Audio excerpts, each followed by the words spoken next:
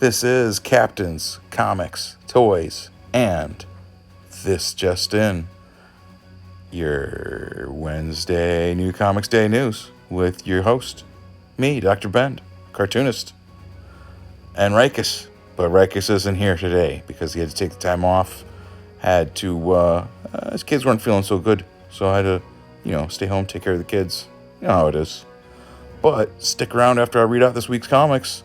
We got another closer look with Manny Gomez. Here it is, y'all. Check it out.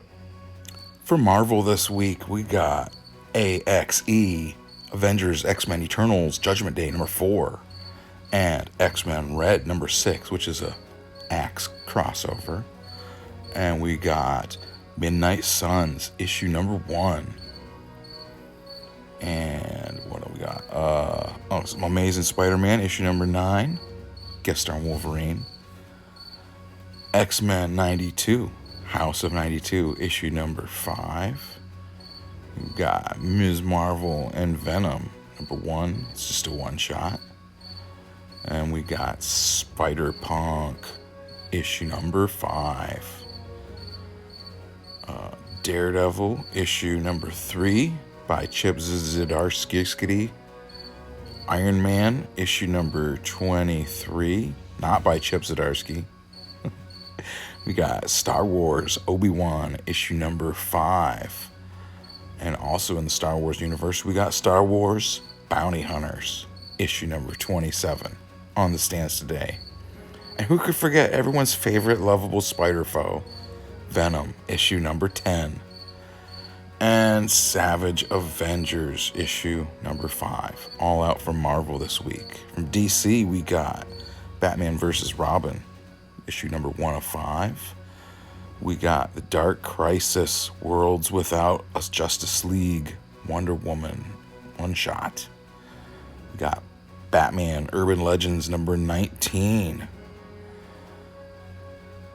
Flash, The Fastest Man Alive number 1 of 3. It's a crossover with the Flash movie coming out. And Jurassic League number 5 of 6. This is Jurassic, Justice League's dinosaurs. Got the Pentagram of Horror number 5. Sergeant Werewolf from Rich Woodall, friend of the show. Hell yeah, number 1. Cities of Magic. Or no, I think that's Quest Aside. Quest Aside number 5. Rick and Morty Crisis on C-137, issue number 2. Samurai Doggy, number 2. All right. Masquerade, number 1 of 4. From Kevin Smith. That Kevin Smith, yeah. Got Overwatch, New Blood, number 3 of 5. All right. Vampirella, Mind Warp, number 1 of 5. All right. Always down for Vampirella. The Immortal Red Sonja, number 6. Mad Balls versus Garbage Pail Kids, issue number 3. Bone Orchard, Black Feathers, number 1. King Spawn, issue number 14. The Last Shadowhawk, number 1. 3D, it's one shot. Love Everlasting, issue number 2.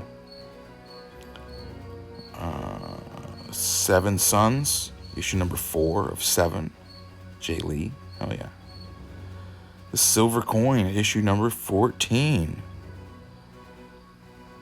And we got Pokemon Adventures XY graphic novel, issue volume 3.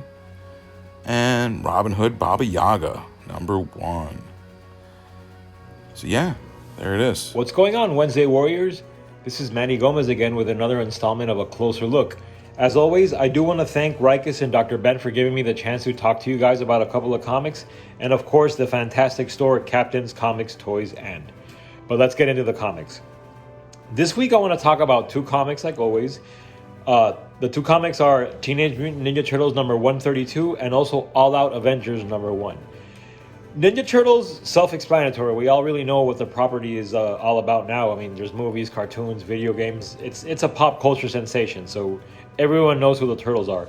But not everybody reads the comics. They have a long history, especially recently with all the stuff that's being done at IDW with the current series. So, for a long time it kind of felt unpenetrable. But as of maybe for about a year now, I've been reading it and slowly getting back into it. And the reason I want to point out issue 132 is because it's actually a pretty good jumping on point if you've been wanting to get into the Ninja Turtles comics, because they're about to start this big crossover called Armageddon game that deals with the Rat King. If you remember the Rat King, he's been in TMT lore since the very beginning.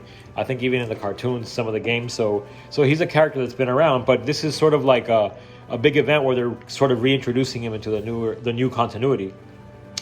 And it's a great issue for that. But what really makes it stand out even more is a twist to it, because for a while now, Shredder, who's been dead twice now, has been helping the Turtles learn new techniques, almost being like a new sensei to them from like a spirit realm. So he's going through each of the brothers, teaching them things that can help them in the oncoming battle with the Rat King. And this sort of like, face turn, for lack of a better term, that Shredder has done in the series was unexpected, and you don't think it would work, but it actually works really well, because the Turtles aren't immediately responsive to it, especially Leonardo. Like, his character seems to have the most trouble trying to understand why Shredder might even want to help them. Like, did he really change? Did having to die twice and kill his enemy, like he killed Splinter. This is all back in another storyline, but basically it's interesting because it develops very naturally. And the art in this issue is fantastic. It's by Pablo Tunica. So let's get into the creative team real quick. As it's been written by a while, it's written by Sophie Campbell, art by Pablo Tunica, colors by Rhonda Pattison, and letters by Sean Lee, with always story consulting by Kevin Eastman and Tom Waltz. It's from IDW. So really, TMT number 132, great jumping on point. Really cool story. Some fantastic art from Pablo Tunica, especially the way he mixes up panels depending on which turtle is being trained and whether or not they're meditating. The layouts can get a little funky in some pages. It's great. Really solid issue. The second comic I want to talk about is All Out Avengers #1, which is a new title from Marvel about the Avengers. It's written by Derek Londy, art by Greg Land, colors by Jay Lepstein, and inks by Jay Lepstein, colors by Frank Oramota, and letters by Corey Petit. What made me want to pick up All Out Adventures is that it's the same concept that Marvel did a couple of months back with Nonstop Spider-Man, where they're in continuity stories, but they're meant to be completely self-contained within the parameters of this title, and also have a more old school sort of storytelling to them, in that the plot is sort of driven by the action, and there's not a lot of a decompressed storyline and a lot of talking heads or anything like that. I mean, these are still the characters and the personalities that are being portrayed in other titles across the Marvel universe currently, but it's very self-contained and meant to be able to be jumped on in any issue. So I said, let me give it a chance, and it was a lot of fun. The Avengers featured in this issue are Captain Marvel, Thor, Iron Man, Captain America, Blade, Spider-Woman, Black Panther, and Spider-Man. So you've got a big roster right there. And of course, with all these sort of different characters, you can expect a lot of fun interplay. And right off the bat, you have that. You also have a really cool story dealing with the Avengers trying to stop this alien race that can possess people from getting this item called the Scalpel that allow them to sort of, begin an invasion. It's not like you don't need to really know a lot about Marvel continuity to enjoy this comic. And it works for that reason.